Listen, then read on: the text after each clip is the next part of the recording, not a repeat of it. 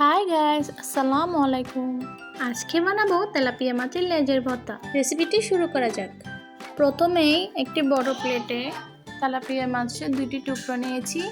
আধা চা চামচ হলুদ গুঁড়া, 1 চা চামচ মরিচ গুঁড়া, আধা চা চামচ লবণ দিয়ে মাছের টুকরোগুলো মেখে নিতে হবে। মেখে নেওয়া হয়ে গেলে একটি ফ্রাই প্যানে অল্প তেল গরম করে মাছের টুকরোগুলো উল্টে পাল্টে ভেজে নিতে হবে। আমার রেসিপিগুলো ভালো লাগলে লাইক, কমেন্ট এন্ড শেয়ার করতে ভুলবেন না এবং চ্যানেলটি সাবস্ক্রাইব করে রাখবেন। পরবর্তী ভিডিওগুলো দেখার অনুরোধ রইল। রেসিপিটি শেষ পর্যন্ত দেখতে থাকুন।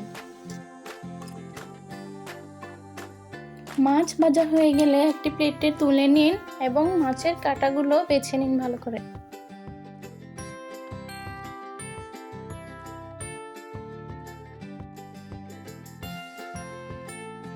মাছের কাঁটা বেছে নেওয়া হয়ে গেলে বড় একটি পেঁয়াজ কুচি, 2 চা চামচ চিলি ফ্লেক্স, আধা চা চামচ লবণ দিয়ে মেখে নিতে হবে।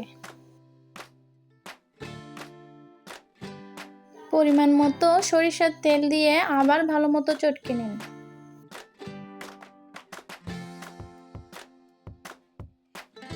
তৈরি হয়ে গেল মজাদার তেলাপিয়া মাছের লেজের ভর্তা রেসিপি। Thanks for watching.